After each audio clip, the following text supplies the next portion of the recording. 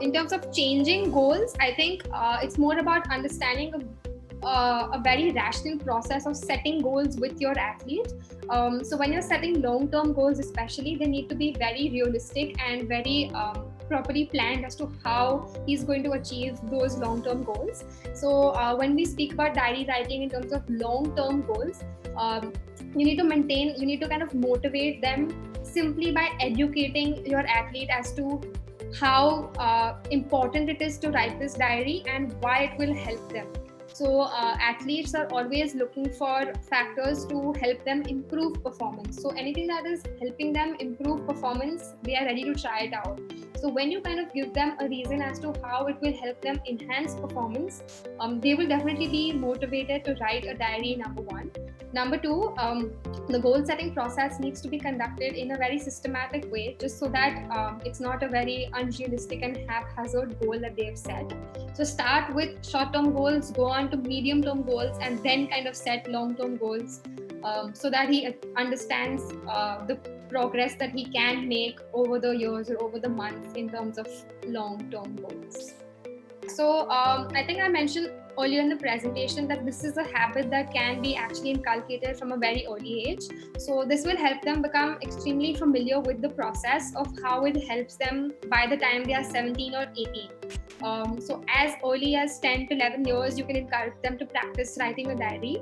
Of course, what will differ is the content that is being logged in the diary. So awareness will differ. So maybe as a starting point, there can be just simple things that are logged, such as your weight and your run timings, for example. Then as the age increases, more complex data can be added on, so that as their understanding matures. So the question of whether young athletes can maintain a diary, the answer is definitely yes. But in terms of what content is covered in the diary is what will differ age by age.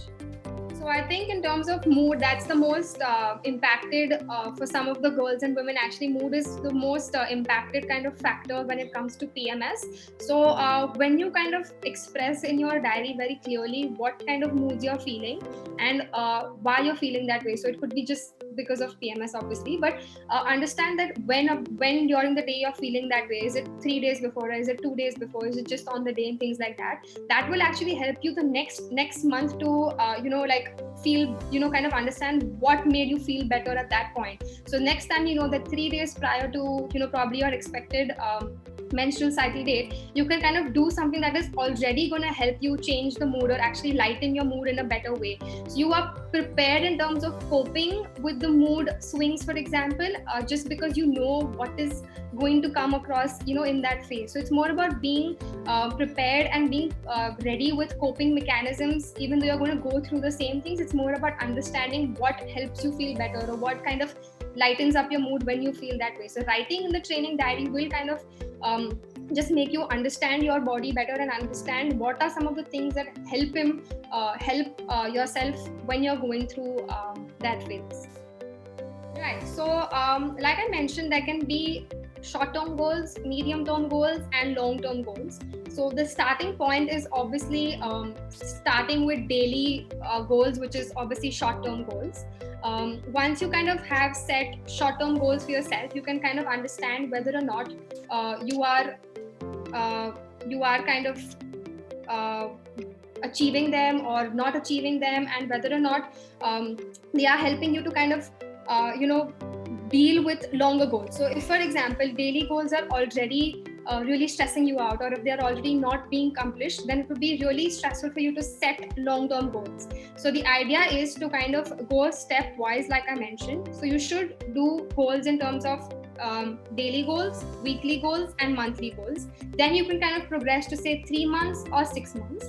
Longer goals could be 1 year and 3 years or something like that. But the idea is to always reflect back when you're doing goal setting. So if you realize that I've set a monthly goal, at the end of the month, you must make it a point to reflect back and see whether or not you've achieved your goals. The reflection is as important as setting the goal. So reflection and goal setting goes hand in hand. So it can be done weekly, monthly, or even in 3 months. So the setting goals is probably something that you want to decide for yourself when you set them, but reflection is something that I want to emphasize on, which is really important. I think it's really difficult if one coach has a lot of athletes, or the ratio is really different.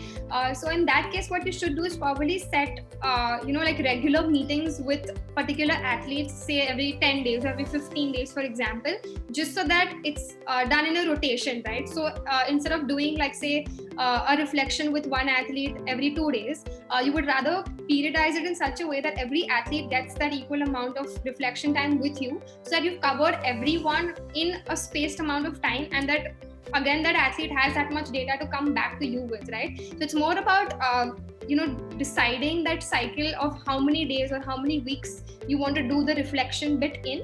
And obviously if something important comes up, then you have that option of the athlete coming to you immediately. But otherwise there should be a regular kind of reflection that you can do in terms of discussion of the diary or discussion of the training progress, say every 15 days or every month, which will kind of make it more consistent for all the athletes.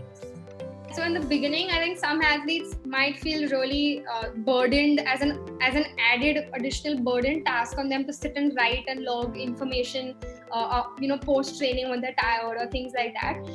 So like I mentioned, what this actually requires is some sort of education. So if they know why they are doing it and how it will help them, it will increase motivation for them to actually do it.